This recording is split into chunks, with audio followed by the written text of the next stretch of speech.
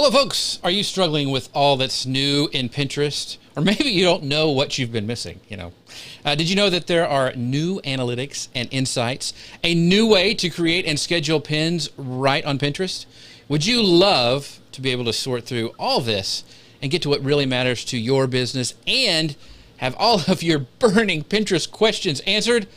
Hello, folks. I'm Jeff Sieh of Manly Pinterest Tips, and I'm here with Alisa Meredith, Content Marketing Manager at Tailwind, and we're so excited to have you all with us today. This show is all about you, so as we go along, make sure to ask your questions, comments, and we'll pull in as many as we can during the show today. And also, would you please kind of sprinkle the love throughout the interwebs and let people know about the show, because it really does help us out. And if you didn't know, we are relaunching this show as Marketing Unleashed. And if we hit 300, we were so close last week, but the first person who screenshots a picture of us hitting 300 live viewers will get a free Tailwind t-shirt. They're very sexy and swanky, by the way. And this is how it's going to go today. We got some news and tool discovery with Kristen, and then we're going to dive right into today's topic, the latest and greatest in Pinterest releases. So Kristen is with us today. She's the content marketer at Tailwind. Kristen, what is the news for today? All right, so we have two pieces of news today. The first is that the top trends for July 2019 was released on the Pinterest business blog. It's jam-packed with colors, themes, and motifs to incorporate into your July pin strategy. And some fascinating highlights from the July trend report inform us that summer is truly here, with significant uptick in searches for frozen drinks, practical hands-free accessories, and luminous florals. Searches for pastel yellow interiors are up 73% year over year. And if florals work into your image strategy at all, white gardens that glow in the moonlight are all trending with an uptick in searches. That's 167% increase year over year. Wow. And users are also craving classic refreshments with searches for frozen Moscow mules, which sounds delicious, up 134% year over year. And spicy jalapeno frozen margaritas searches up 139% year over year in the US alone. And most of those were probably me. Summer fashion and accessory searches are refreshingly simple too, trending toward a laid-back minimalist style. Dainty bracelet handbags are up in searches 150% year over year, as well as jumps in claw clip hairstyles and barely there sandals. So how can you apply all this pinspiration to your own strategy? Capture the interest in chilly summer beverages by adding frozen to your campaign targeting, pinning your best icy drink recipes, and incorporating refreshing mixed drinks into your pin imaging. And if you're in the style and accessory space, get a jump on the minimalist trend with your images and targeting by incorporating minimalist bangles, jaw clips, and those barely there sandals. And if you move in the home and garden space, take the interest in pastel yellow interiors and luminous white moonlit gardens into your photo staging and promotional shots. White moonlit gardens are also a promising trend for event designers to influence their collaborations and event styling. And to see the complete trend report and an event inspiration for the July 2019 report, go to the Pinterest blog. And the second piece of news is that Pinterest has recently announced that you can connect your RSS feeds to your Pinterest business account and automatically create pins from the content on your website. And what does this look like for you?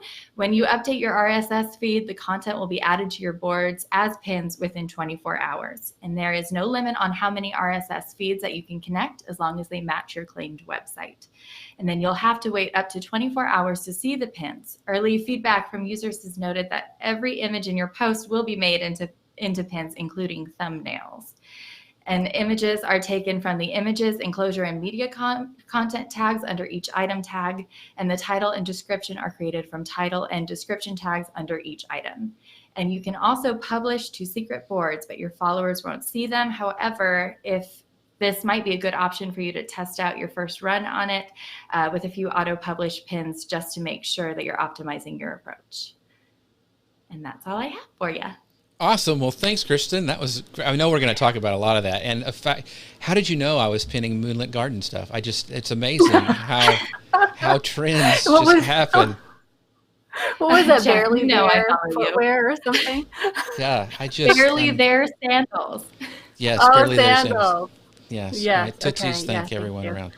Yes. So thanks, Kristen, for that information. We appreciate it. Where we didn't bring up the what we were going to, our new show, if the bit.ly / marketing - unleashed, if you guys want to find out and get notified. And I think what's the giveaway for this, Alisa, for when they go and if they upgrade? That is 1 month free when you upgrade. That very cool. There. That's really cool. Yeah. So if you've tested out Tailwind and you like it, hey, go here and maybe, you can get a free month. So very, very cool. So thanks, Kristen. Thanks you for coming today. We appreciate you and all the news, and we will see you. And she's gone. Just like that. You're out of here. I'm done. Anyway. Mic drop. Very cool. So, man. We've got a lot to talk about today. I don't know, but it's hot here. Do. So if you see me sweating, it's hot in Texas, it's hot in Oklahoma. It's probably really nice where you're at, but we've got a lot of news, and we've got a lot of questions coming up. We do have a lot of news. Oh, great. I'm hoping for lots and lots of viewer questions. Those are the best. What Kristen was talking about with the RSS feed, I know that some people in the Simple Pin Facebook group tried that, and they were a little dismayed by the results because, like Kristen said, it did pull all the thumbnails and everything. So somebody suggested, I think it might have been Louise, that you try uploading it to a secret board. So that way, if it acts in a way that you don't really love, it's only on a secret board. And it really is intended for content creators that have thousands and thousands of pieces of content, not for us. We don't have as much control. See, when I heard about this, this is what I thought in my head. There was some engineer in Pinterest going, this would be really cool. Let's turn this on. And most people are going, click, and I mean, it throws up every image. It's almost like sometimes when you hit that pin it button and it grabs all the junk from your website and it's all the stuff that you don't want. Just think of that, doing that a massive scale. So yes. I just thought it was, okay, let's work on another feature maybe. I just don't know. Well, I mean, if you had an RSS feed that was just, say, your product listings and they only had just product images on those pages. But are they all going to, the thing is are they going to be all Pinterest optimized? See, that's the thing. Most aren't. So not. I'm just like, thanks, Pinterest, but, I'll wait for something else. Yeah, and maybe it's a step towards something cool. Yeah. Yeah. So I wanted to bring up this question from Megan because it pertains to this. And she goes, is there an easy instruction rundown to connecting the RSS? Once again, Megan, be wary of doing this. Do it to a secret board. But do you know where's a good place to find out how to do this if you want to try? Yeah. So on the business blog, they do have a resource for that. So let me grab that for you. Okay. Throw that in the comments. Here we go. So just do the secret board. I would test it because you can get really nerdy in RSS feeds. But I would use Tailwind's bulk pinner more than I would use an RSS feed. That's just what I would do. Yeah, and you probably want a little more control over each pin that goes out too. Yeah. She's going to proceed with caution. Excellent. Right. Yes. So I wanted to give some shout outs to Myra from Florida. I bet she's hot. Yeah, she enjoyed Kristen's segment. Let's see. Leah says Kristen the Queen. Yes, that's very cool. And B says one of hi. Our interns. Sarah's from Ireland. Thank you for coming and watching from Ireland. That's awesome. Heidi is from Tampa as well. Laura Patterson's here. Thanks, Laura. Eileen Smith. I love me some Eileen. She's very, very cool that she's stopping by. Thanks, Eileen. Good to see so we've got a bunch of new stuff. So Alisa, take us away with some of these new-ish, because they're not. Some of them aren't really new, but a lot of times we have our heads down so much, especially during the summer months, we don't really think about it much. Well, I mean, I like to think that some of us are at the beach sometimes as opposed to being on Pinterest all the time. So, yeah, it's easy to miss stuff. So, Pinterest on the beach. Yeah. You could. Yeah. I don't know. That's a little sad. So, Audience Insights has been around for a while. So that you get to that by going to your Pinterest account, and the drop down for analytics, one of the options is Audience Insights. And what I like about this is you can see your audience insight, so people seeing your pins. You can see all of Pinterest users. So if you're ever wondering, like, what's popular on Pinterest, you don't have to go looking for those articles. What's popular on Pinterest? It's right there in your dashboard, and it gets really specific. So, for example, the top category is home decor, and 71% of the audience on Pinterest, all of Pinterest, is interested in home decor, but then you're wondering, okay, but what kind of home decor? So the top one is home accessories, home accents, room decor. You can really drill down. And then if you're wondering, like, well, is it still 80% women and 20% men? No. Now it's 70% female, 24% male. What's the age distribution? It's all laid out there for you.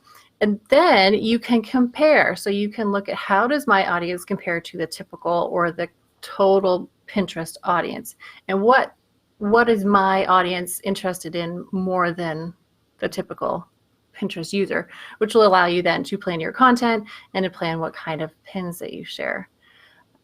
Again, you can see like the age distribution, the gender distribution, which might help you figure out what kind of pins, like what design you want to use, and even which location they're coming from, and devices. So for example, if I'm looking at Tailwinds, I can see that we have a lot more desktop users than Pinterest as a whole.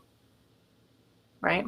Gotcha. So it's very interesting, but my favorite part is to look at your own audience and what they're really interested in, and see what kind of content you can create around that. So I'm probably not going to go with the love quotes, which is pretty popular among our audience. But Yes, I can tell you won't that yeah, probably not. But design, finance, those are all options to look at.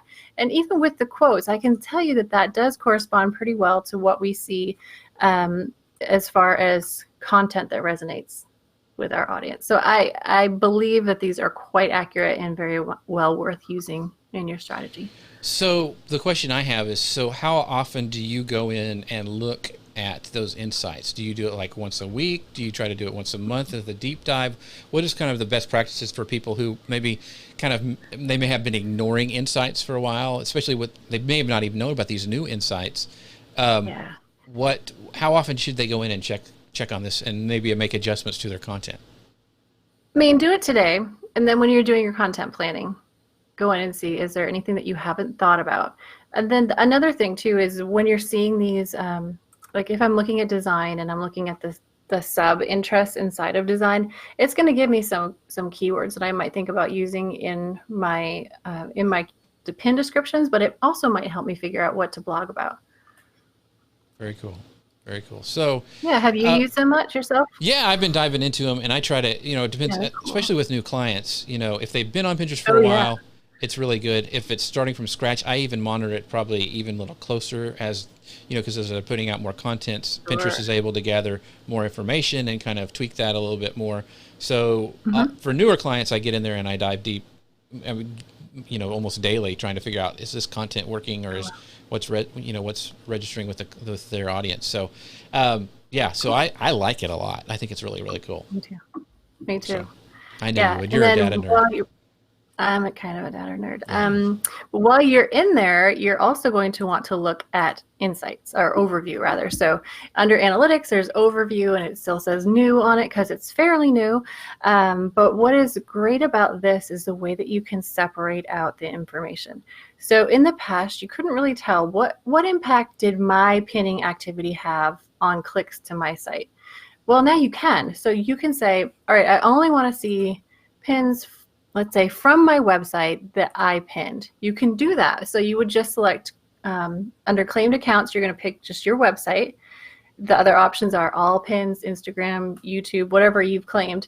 And then as a source, you're going to choose your pins. So anything that I pin personally. What is really kind of eye-opening to me is the difference between what I pinned and what other people pinned. And I was kind of surprised to see how much of an impact other people's activity, other people pinning my content had on my traffic. So there's a lot of great stuff in there. You can also filter it out by device. So what device is generating traffic, not just repins, but traffic. And you can look at like link clicks, you can look at saves, engagement rate, all this kind of wonderful stuff that you just could not get before. But for me, I think my favorite thing that just made me super happy is that you can split up promoted and organic pins. So in the past, it would be like all my top spots would be taken by promoted pins, of course, right? Because you're paying for that distribution. But now I can take those out so I can see just organic activity. So one of the things that there's a question. I think you might be able to share your screen in there. Is there? You see a button to share your screen? Because somebody asked they'd love to see their screen to be able to find these insights. Can you? If you can't share your screen, that's fine. Just maybe walk us through verbally, because this is a podcast as well. So walk us through verbally, like how you find insights when you go into your account. Yeah, I'm afraid I do not see a share screen. That's cool. Sorry. But yeah, so when you're in your Pinterest account, it's in the same spot where you find your audience insights. So it's right under analytics. So it's analytics overview. And then in there, just start messing around. That's the best way to figure it out. So you can change your date range. And then the graph at the top is cool because you can say, all right, I want to look at link clicks and I want to split it by, let's say, device. So which devices are giving me the most link clicks? Ooh, it's mobile. Oh, big surprise, right? Mm-hmm. But you can look at some less obvious things like, where are people saving my pins? Well, it's a lot from mobile, but desktop is not that far behind. So that's kind of interesting. People are saving more than they're clicking on desktop. And then what am I getting for link clicks when I pin something compared to when other people are pinning? That's kind of cool. Yeah, very cool. So there's a ton of things you can really, dive deep in with this new insight stuff. I mean, it is something that you can, but take notes. Just don't start clicking around. Really start asking questions what your audience is pinning, what they're using, and then drill down from there and try to, guesstimate what the best piece of content will be to put out there and see what they're doing. Yeah. Yeah, because you can export these reports too, so you could save them for later. One you might want to do is top pins by link clicks. So you could do just your pins, and then you could switch it to other people's pins. So pins like not from your website. And then you can see like what are other people creating that I should maybe get some ideas from. Right? So I'm seeing a whole bunch of ideas here, things that maybe I should write about, things people have written about us that are getting a lot of clicks. Yeah. So I wanted to bring up this question. Now, this just because we're answering people's questions, and this is a great one, and we can't dive too deep into it, but I want to answer this. How do you use Tailwind, and can this be used for Instagram and Facebook? So this is someone who is brand new to Tailwind. They saw us in the feed. Just give like a bird's eye view of what what Tailwind can do for both Pinterest and Instagram.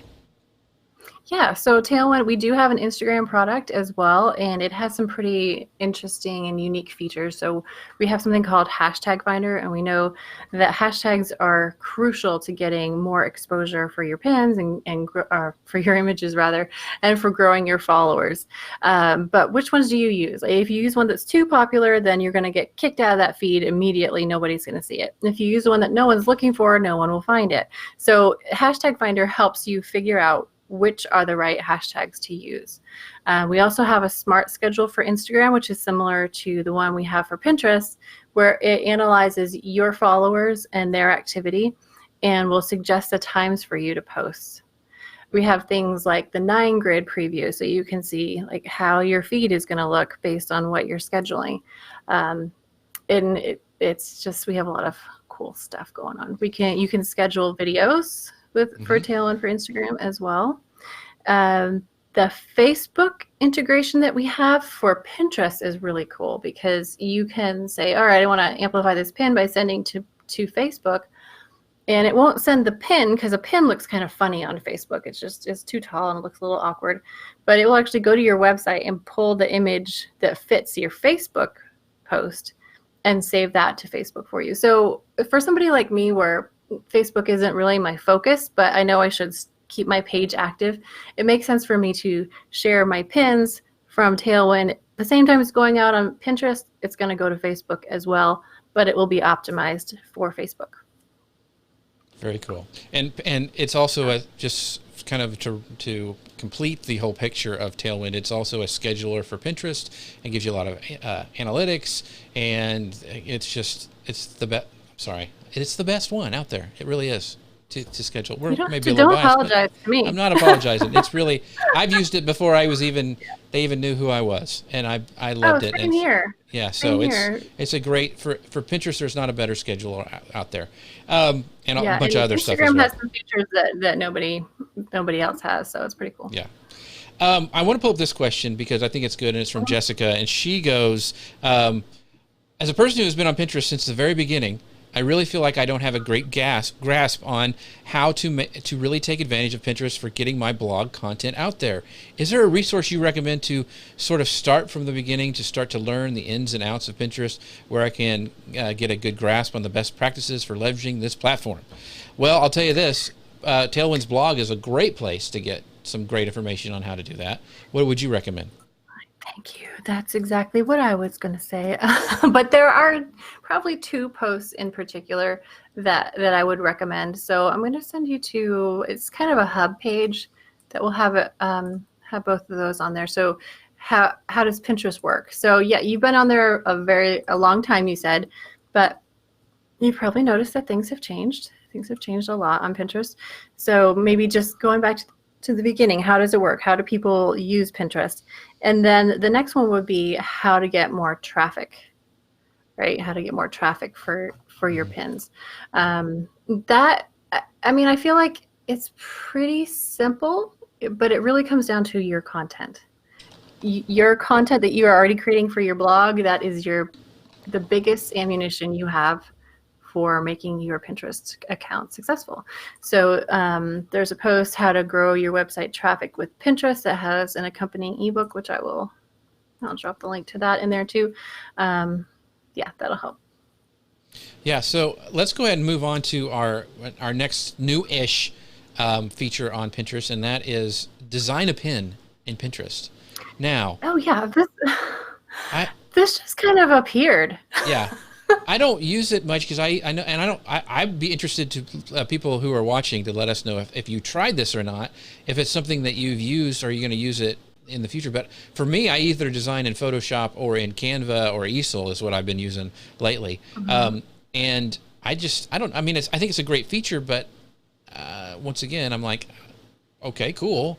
What are your thoughts?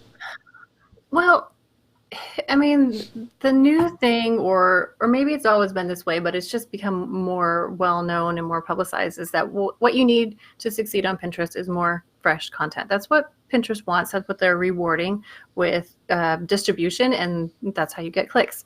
So I see this as a way to really simply remix existing images that you have. So when you upload an image and it's so funny how they just kind of snuck this in, and I never saw any announcement about it. It's just appeared. But it's kind of slick, actually. You can upload an image and then you hit the little pencil icon and it gives you options where you can crop. So they have their suggested aspect ratios. You just click on one of those and it crops it for you, and then you can move it around and pick which part of the image you want. You can then adjust it by rotating the image. It creates an entirely new image for your content. So if you still have that base image that you use for your blog post image, you can upload that and remix it in many, many different ways to create new pins for that same content. While you're in there, you can add text overlay, which we know is important, both for adding context for people who are seeing your pin in the feed because you don't really see the description, and also to give Pinterest context because they do read that text on the image. So there are about a dozen fonts you can choose from. You can change the style, you can change the size, the color. Can you upload your own fonts, Alisa? Is there a way to do that? No. Okay. No, I don't know. There's a link for font image license, but no. Yeah, I doesn't look like it at this point. That would be cool. But then you can add your logo too. Yeah. So you can create a great basic little pin right inside Pinterest, which is nice. Very cool. Well, I do want to do some more shout outs really quick for people. Yeah. I have here one of my friends from London Sally Howe, she has some incredible jewelry, and she's really using Pinterest, and we talked about Tailwind a lot when I was there, and she goes, I've only just started using Tailwind after Jeff's recommendation. I am loving it. I've just found the hashtag, the Instagram section and the hashtag recommendations look great. So that's going to be great for you, Sally, as you're trying to kind of grow your reach using Instagram for your jewelry. It's going to be really awesome to find maybe some hashtags you hadn't even thought of. But thank you so much for watching. I know it's late there in the UK, but I sure appreciate you sticking around and watching this with us. Also, I wanted to say, Laura goes, yes, the Tailwind blog is amazing. So she's one of your readers. She really likes the Tailwind blog. So thank you guys for those comments. But Laura has one more question before she's got to bounce. I'm assuming she doesn't mean like on a trampoline, but she's got to leave. Which she might. Yeah, she may. You never know. I just want to, no judgment. She goes, I have to bounce, but wondering if Tailwind allows 2 different login IDs on a pro account. I may have had my account level wrong, but basically it's a small biz paid pro plan with one Pinterest account. I have someone who will be pinning for me, so I wonder if it's best to use another ID or just use the same login. So Jeff, you have experience with this. Why don't you share how that works for you? Yeah, there's not a really easy way to do that. There is some issues with you're gonna have to create they're gonna have to have their own email address. And I think she's asking if somebody's going to be pinning for her. So yes, give them another ID, and you're gonna have to create a different. They're gonna have to sign in with their email address because you can assign different associations. Now, if you're in it. This was my issue. I had multiple people with multiple accounts on Tailwind, and I was wanting to be able to switch through them like you're able to do on Pinterest. You can click a drop down and just switch between the accounts when you're actually on the Pinterest platform.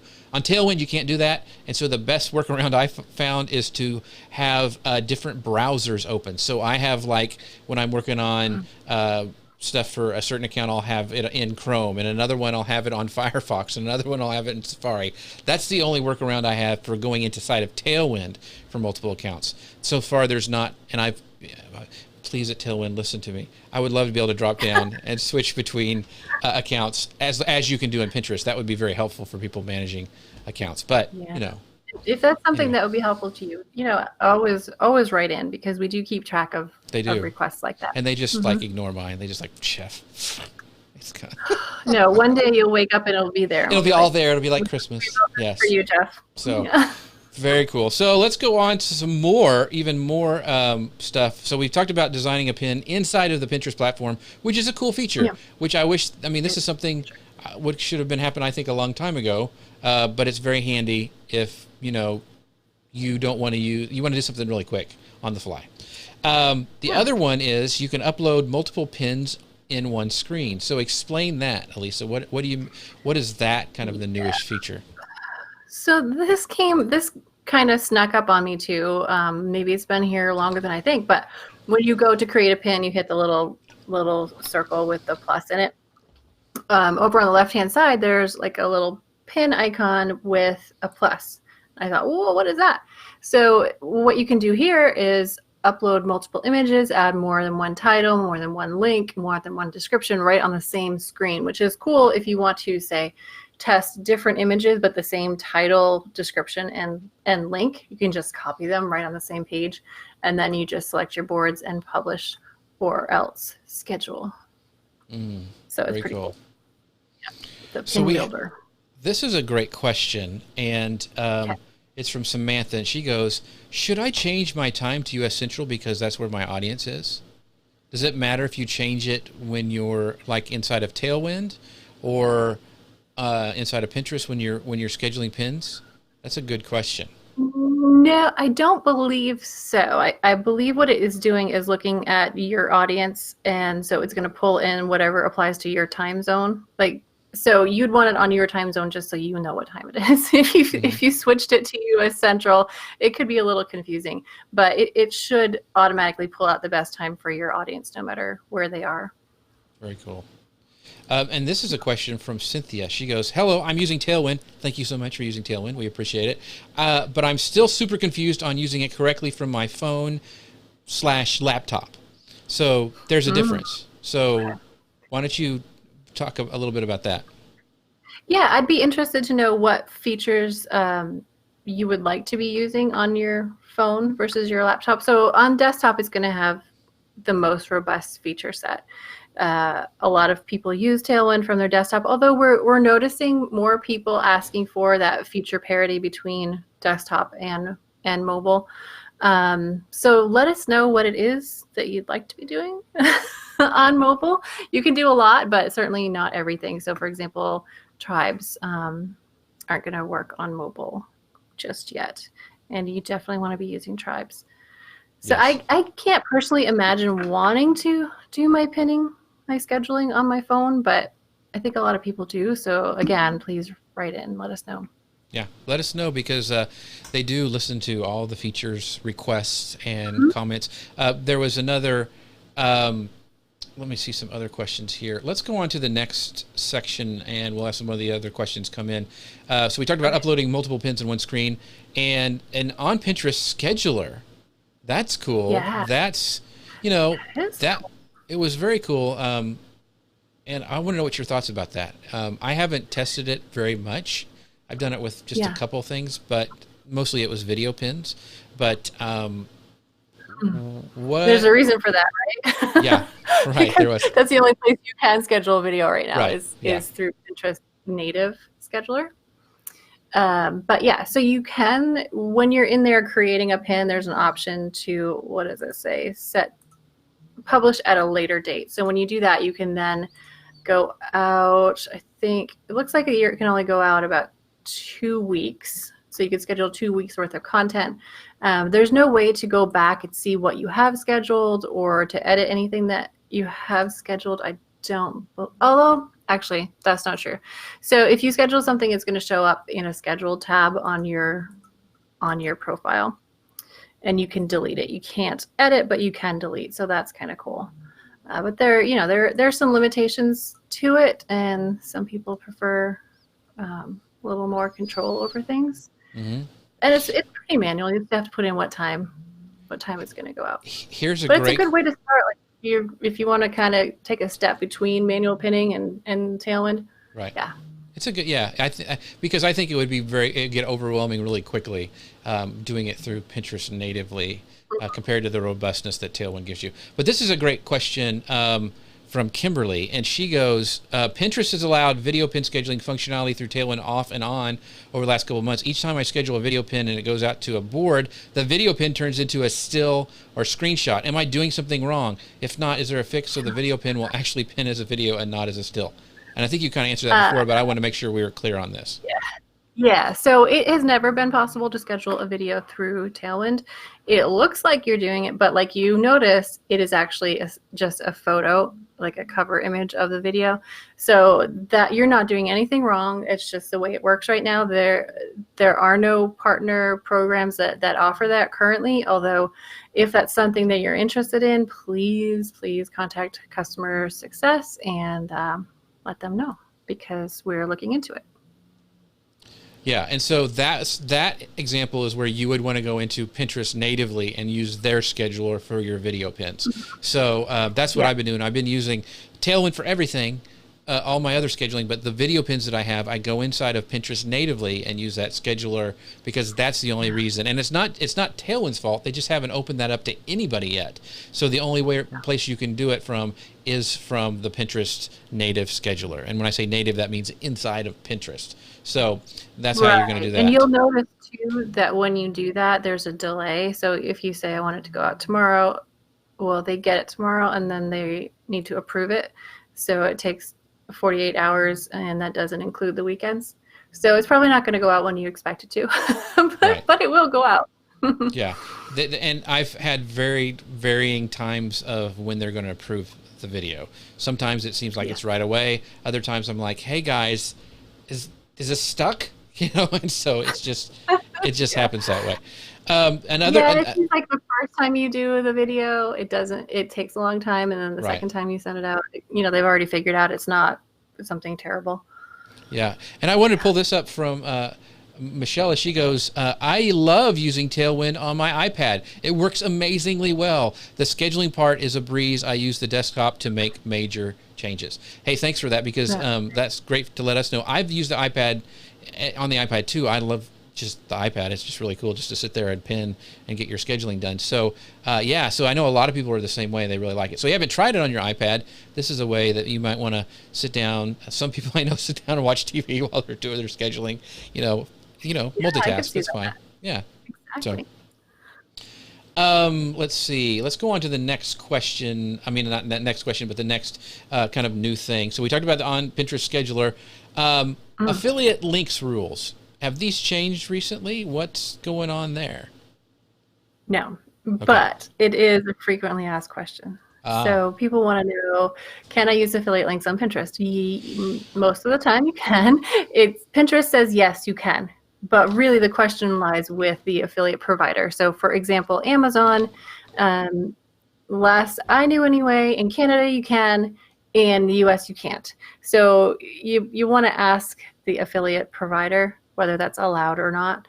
Most people, what they do instead is they link to the blog post, and then in the blog post they have affiliate links, and they get their sales that way.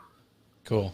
Very, very cool. It's really hard to link right from Pinterest to, say, an Amazon product listing, because for one thing, a lot of times people try to use an image that's just a stock image that looks like everybody else's, and nobody really wants to click on that. But if you can instead send people to a blog post that talks about that product and then send them to Amazon or wherever, that's probably a better plan anyway. Cool. So here's another good question from Jacqueline. She goes, pinners are leaving comments asking where to click to go to on the recipe/blog. Any tips for adding instructions to videos, as it's different on desktop and mobile? Oh, that's interesting. I hadn't. So on a video, they're not clear to them where to click. So that's really a tough one. Jacqueline, we're gonna have to get back probably in the comments on that one, because I need to dig into that one on the videos.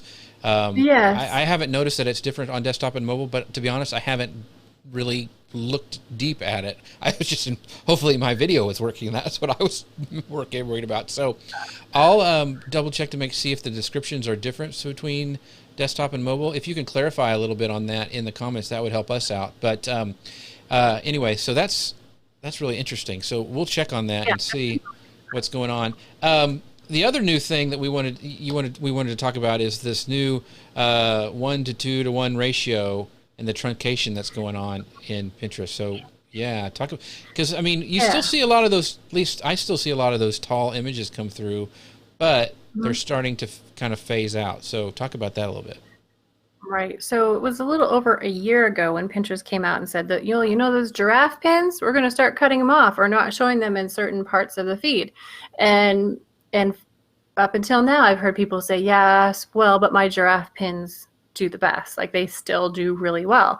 And that may be true. But just this week, our ad rep said they're going to be truncated at a 1 to 2.1 ratio. So that would be like 500 to 1100 would be the maximum you'd ever want to go.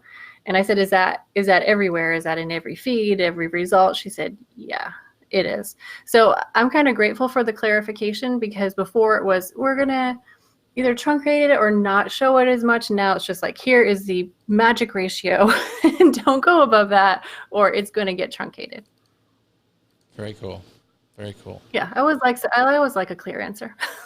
Yeah, and I think because a lot of times you'll see those pins coming through and you're like, those are tall and they've got a gazillion maybe I should try that, but I've been not even messing with it.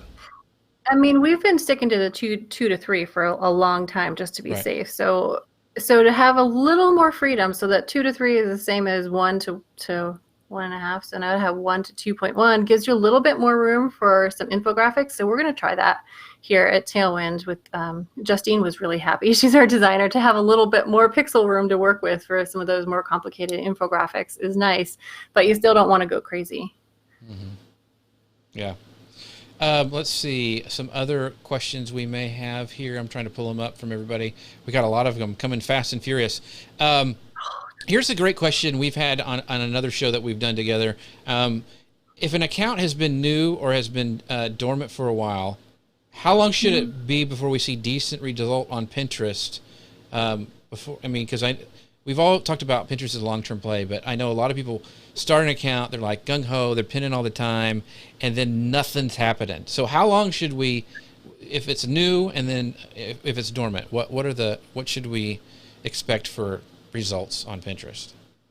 Yeah, I tell people don't expect anything till about 6 months or anything that feels meaningful.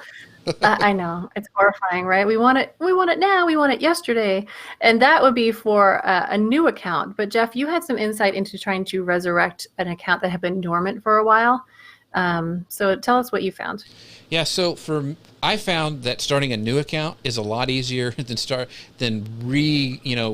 lighting the fire underneath the one that's been dormant for 5 or 6 months. And you and I kind of both speculated that we think that when a new account is started at Pinterest, that maybe Pinterest gives it a little bit of love in the algorithm to make people feel like this is a platform worth working on. And but I've really struggled with a couple of clients who I haven't done any Pinterest or pinning for 6 months, but I want traffic tomorrow. And I'm like, I'm like, okay, but I've had a little trouble trying to get those. It takes a lot longer that I felt than starting from a brand new account. So that's just kind of my thoughts and feelings on that. So that's why I tell people even if they don't hire me, it's well, just be consistent. Just continue to be consistent. Fill up your queue on Tailwind. Continue to have stuff so your account is active. Don't just let it get dormant, because I think that kind of signals to Pinterest they don't care. They're not on. That's right. So that's what those are my hypothesis. No, I'm kind of with you on that. I don't have anything official, but another thing is too, should I pin other people's content? Well, if the option is you're pinning other people's content or you're pinning nothing at all, then you definitely need to be pinning somebody else's content just to stay consistent. Yeah, keep stuff coming out in your feed all the time. So let's see. I do have some other some questions we've got. Man, they're going fast. So I'm going to pull up and we'll kind of do maybe some rapid fire. Let's see here. Okay, that's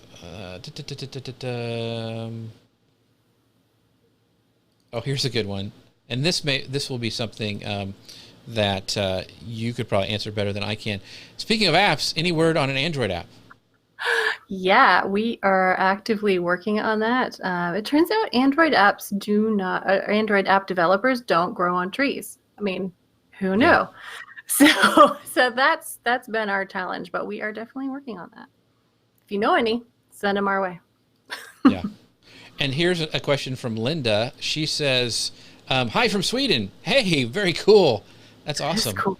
I'm still trying Tailwind out using the trial version, mostly looking for the greatest Instagram schedule out there. Well, you found it. Just want to let you know. I really missed the option to make carousel posts and to tag products. Are you planning on adding these features? And also, when do we get the app for the Android? So, yes, once again. Carousel posts and tagging products. Can't do it. Yeah. And this, once again, Linda, isn't something from just Tailwind. Any of the third-party official, and you want to make sure they're an official marketing partner, and I'll talk about that in a minute, they haven't opened up the API, and the API is the thing that lets Tailwind go in and use Instagram's and Pinterest's features. And none of the official apps have this. I mean, if you look at some of the Tailwind competitors, none of them offer this as well. So it's closed off in the ecosystem. Hopefully they'll open that up, because that would be really handy to be able to schedule posts that you could tag with products. I mean, that would be great for people who are e-commerce things, but it's not open right now. And I'm going to get on my soapbox real quick about why it's important. There's other tools that say you can do some of these things that a lot of these people are wanting. The problem is they're not official marketing partners with Pinterest or Instagram. And what that means is if you use those tools, you're actually technically breaking their terms of service, and they could technically shut your account down. And that's why I never use anything for clients or my own stuff that's not an approved partner, because I work too hard to have things get shut down that I've worked so hard on. And so, and there was a very popular Pinterest thing that a lot of people and a lot of influencers were pushing for a long time. Pinterest shut them down. and all that went bye-bye. And so all that hard work, the looping posts that they set up were all gone. And so always use an official partner. Sorry. Yeah. Done with the rant. I just think it's really important. I want to piggyback on that a little bit, because another benefit of using an official marketing partner, whoever they are, is that we are bound by their terms of service. So that means that we are not going to be creating features and enabling behaviors that are going to get you in trouble. Yes. Right. Yeah. So you'll know you're on the right side of the law if you stay with a marketing partner. So Linda, I hope that answers your question. No official partner allows that, and hopefully it will be coming soon, because yes, that would be handy.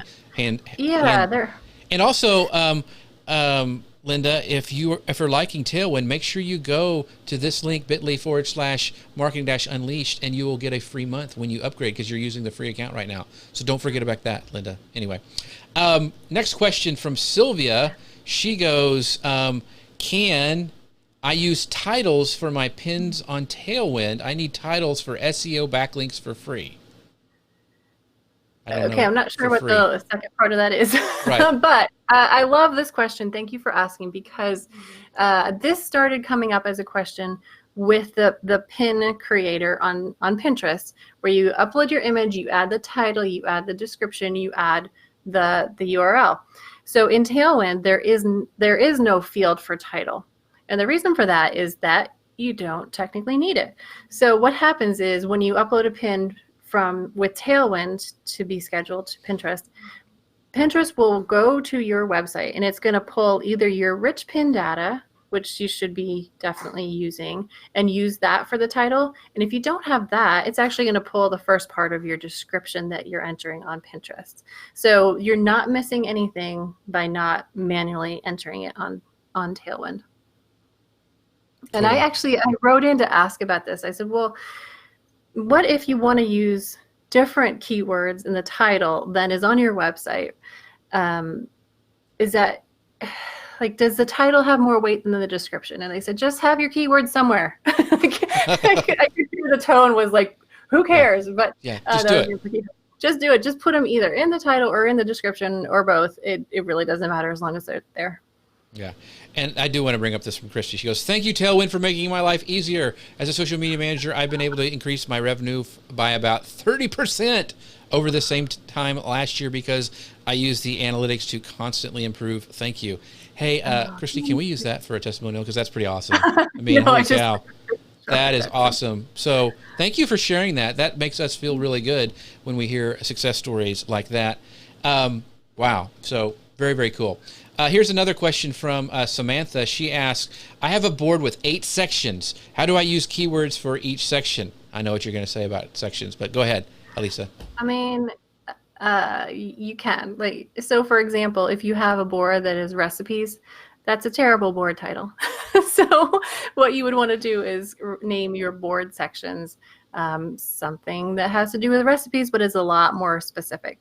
So sections, they do count in SEO now. They don't count more than board titles themselves, and you cannot schedule to a section of a board. So I still recommend instead using niche board titles.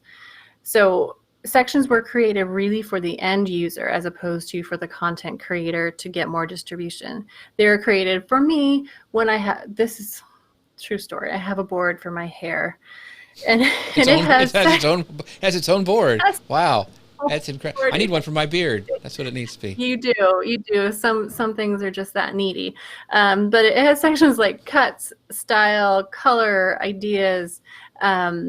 I even have one for curly bangs. I mean, it's silly, but that's what they were built for. They were built for yourself so that you'd have an easier way to find your own content. Because pinners aren't going in and browsing your accounts, they are searching all of Pinterest. Because they're doing that, there's no compelling reason to have a board with sections unless you are, say, actively sending people directly to a board. Gotcha. But I want to make it clear, because you said that they do have SEO value, board description, sections. Okay. Very interesting. Last I heard, though, it wasn't any greater than board titles. So gotcha. I just think if you're looking for distribution, you're better off with niche board titles. Gotcha. And Megan says, sorry if you've already clarified on this, but will they stop showing the pin as much if it's taller after that point, or do you think it would be detrimental if it's taller? This is about the question the ratio. So they didn't say they would stop showing it. They said they would truncate it. So they're going to cut it off. So if your pin is say a 1:3 ratio, you're going to lose about the last third of it, and it just be cut off and look strange. And probably cut off your branding too. Yeah. So you don't have to go worry about deleting those and changing them up or whatever. But that's what's going to happen to those older pins that look longer. So it just makes sense not to create new ones that way. Correct? Right. Yeah, okay. Absolutely. And you never need to go back and delete old pins unless you put a typo on something and it was 2 minutes ago. Gotcha. So let's see. So we answered the question about SEO title. And Christie goes, yes, we can use that as a testimonial. So, and we do, Samantha did ask, what is the URL for the free month upgrade, please?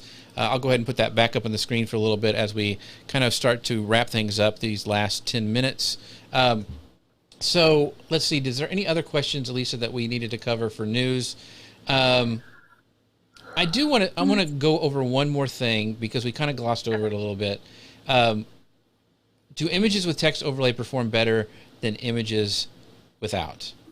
And for the longest, I think it's really cool because Pinterest is now reading your text, which is amazing because the algorithm is freakishly smart.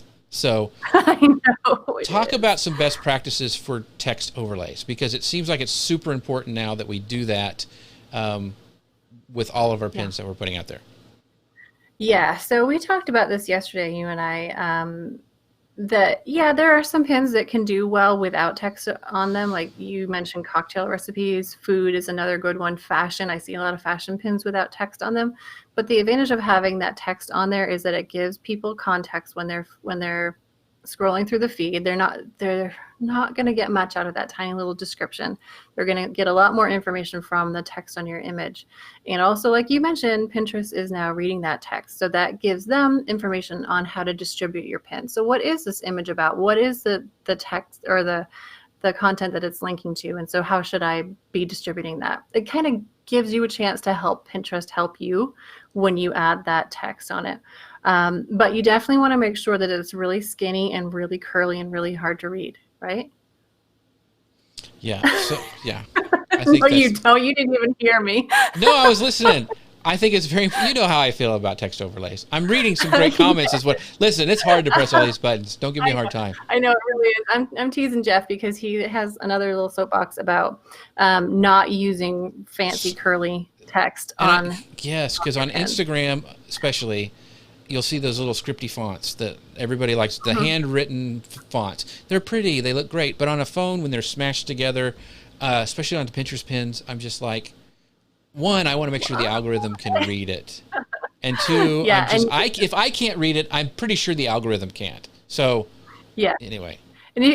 Although, I don't know, algorithms might be smarter than us, possibly. However, why do that? If you're designing it on desktop and it looks good to you in a curly font, you need to look at your phone because it probably does look so great there. I'm almost 100% sure it doesn't look good. Yeah. And you need to have enough contrast between the background image and the text and make it clear and easy to read, but also remember what pinners want, right? They want what's in it for me, and they want what's in it for me in a slightly different way than they want it on other platforms. So they want that inspirational, aspirational feel to things. But what's interesting? A little side tangent here. Talking to our Pinterest ad rep, she said that is exactly what the typical iPhone user or the typical Mac user responds to, more aspirational, inspirational. And like for our account, I noticed we have a lot of Mac users. Android users tend to respond better to a little bit more of that, like, give me the features, give me ideas on pricing, like a little more practical message. So I tend to lean towards the inspirational, aspirational, because to me that is Pinterest as a whole. But there's definitely a place for the rest as well, like at least for testing those. And since we should be creating multiple images for our content anyway, you might as well try a little bit, something a little different. And call to action, like use them, but be careful with them. So for a while there was testing ads where the call to action was really obvious, like a bar across the bottom with like, click here to get it now. Mm-hmm. And almost universally they performed terribly compared to something that was a lot more subtle. I think Pinterest likes subtle. People Gotcha. on Pinterest like subtle. Yeah, they don't want it right in your face. No. Let's go ahead and answer this last question. And thank you so much for everybody for your questions today. If we didn't get to them, we will try to go back through the comments and answer those to the best of our ability. But we really appreciate all these great questions. But I thought this is a great one to end on. And it's from Lola from Sydney, Australia. And she goes, now that Pinterest is discouraging repinning your own pins, do you have any suggestions other than filling up drafts, which limits the number of drafts you can see, on where to store all my pins instead of having to pin them from the website each time? I thought there's like 2 questions in here, and I wanted you to talk about the first part, now that Pinterest is discouraging repinning of your own pins. And I don't think that's quite true, but I know what she kind of is probably meaning. It actually is. So they want fresh content, but that doesn't mean they don't want you to pin your own. You can still repin your own pins. Well, there's a semantics issue here. So what Lola is talking about, repinning your own pins, meaning going to Pinterest platform, finding your pin to your own content and repinning from there. Pinterest does not want you to do that because they see that as, well, that is a form of engagement. That's what they want to see, but they know you're doing it because they know it's your content, and that's kind of like false engagement. It's not helpful. So you want other people repinning your own pins? It's funny, a lot of people are reporting, and I've seen this as well, that I can't even repin. Like, I can't go to Pinterest, find something I pin to my own content and repin it from there. It's just disabled. It's not like that on everybody's account, but it is on some, which is a pretty good indicator of, they don't want you to do that. So Lola, what I would suggest is to go into Pin Inspector in Tailwind. And from Pin Inspector, there are all these options on the right where you can add it to your queue again.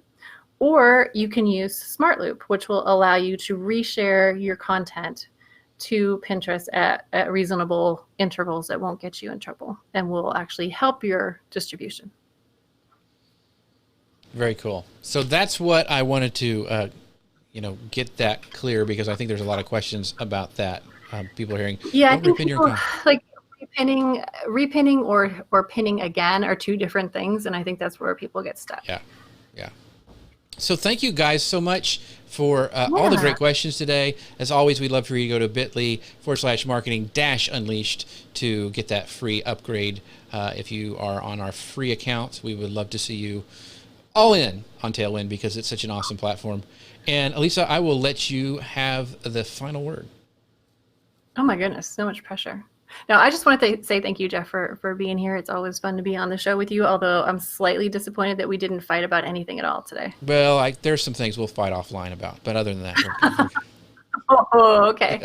All right. Thank you, everybody, so much for being here. And we'll be back again next week with an Instagram themed. Yep. Thanks, everybody. Talk to you later. Okay. Bye. Bye.